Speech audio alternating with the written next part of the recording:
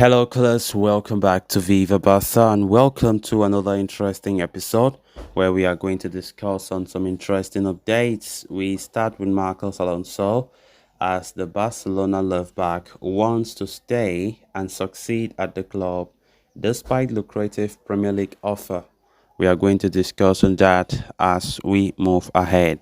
Secondly, talking about Giovanni Lo Celso, as Tottenham will not allow the 27-year-old Barca target to leave on loan. We are also going to be discussing on that. So as we get right into the full stories, please, if you haven't subscribed, endeavor to hit the subscribe button, turn on the post bell notification so you always stay notified whenever I post a new video. Please give this video a thumbs up and watch it right up to the very end.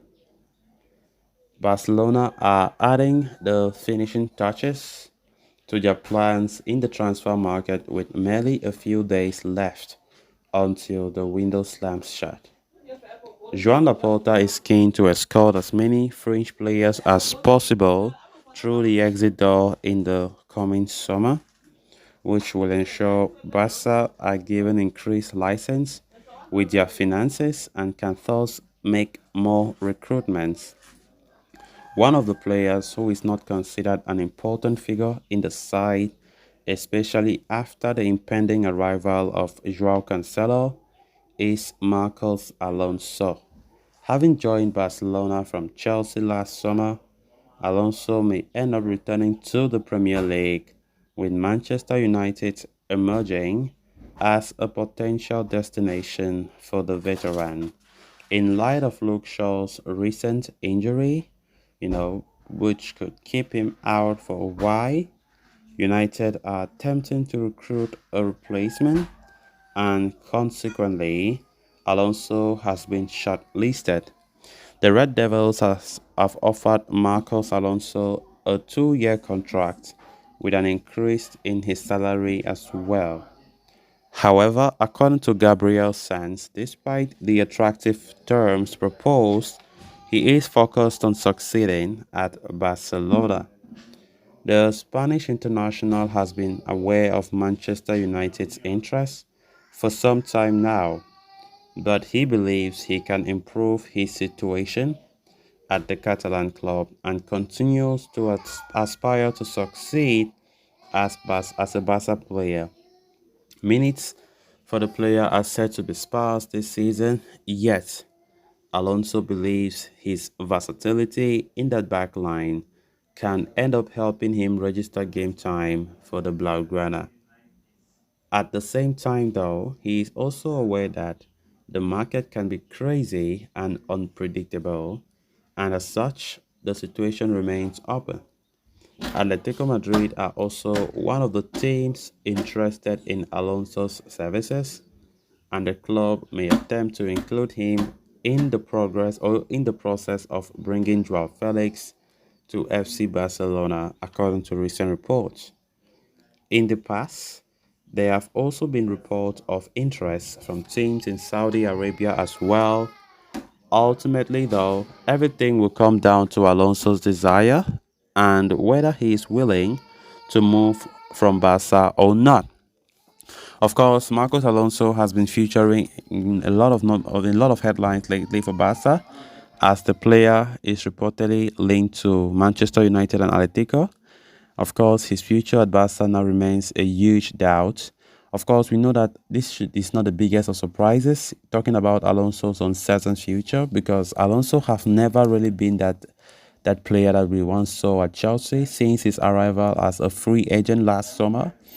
Alonso have been quite disappointing, if you ask me personally. He has not really been the type of player we saw, and that is why Xavi have never even contemplated of starting Alonso at left back. Why benching the Bade, because Alonso, whenever given a chance, have not really impressed. What Xavi have been doing most of the times is playing Alonso as a makeshift centre back, not the left back, because he's also versatile. Because knowing fully well that Balde plays that left back position, but honestly, he has still failed to impress, and that is why, whenever given a chance, it always becomes a disappointment, It always becomes a disappointment. We saw against Villarreal. Against Villarreal on Sunday, it was a disappointing performance. Alonso had a lot of leakage in his wing alongside captain Sergio Roberto. It was not good enough. It was not good enough, and that is why Xavi is not really worried about the fact that the player is linked to a departure, because he knows that Alonso still lacks a lot, and it doesn't come as a surprise that he is linked with an exit. So a lot have been spoken about Manchester United being linked with the player, and to the extent where they have already made an offer for the player. So it remains to be seen if things will go well. We don't have much time left for the window, but reports are saying that the player is not happy at all. He wants to stay at Barca. He wants to stay. He doesn't want to leave, and of course, he wants to see out his contract, which expires next year.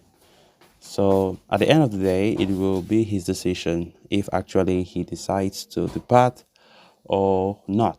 But if this report is to be believed, Alonso wants to stay at Barca and succeed at the club. He knows for sure that he hasn't been convincing since his move to Barca last summer, and he really wants to make a difference this time around. But if the performance we saw against Villarreal on Sunday is what Alonso wants to keep bringing to us, I think it's better off he's been sold, except he improves, because he hasn't been at his best ever since joining the club. We have not seen the Alonso that we saw during his time at Chelsea.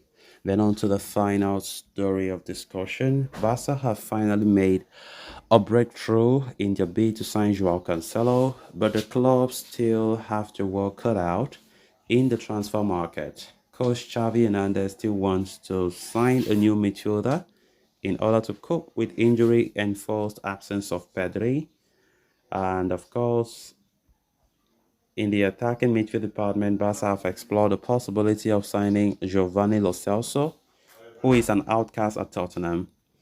Mundo Deportivo has now come up with an update on the future of Lo Celso, suggesting that Tottenham have taken a tougher stance on the player. As we approach the final few days of the market, it appears the Premier League giants are not interested in sanctioning yet another loan deal for the Argentine. Spurs want to offload the Argentine permanently this summer, which makes things quite difficult for Barca, isn't it? Unless the club receives a fresh injection of funds, Barca are not in a position to sign anyone on permanent deal due to strict financial fair play regulations.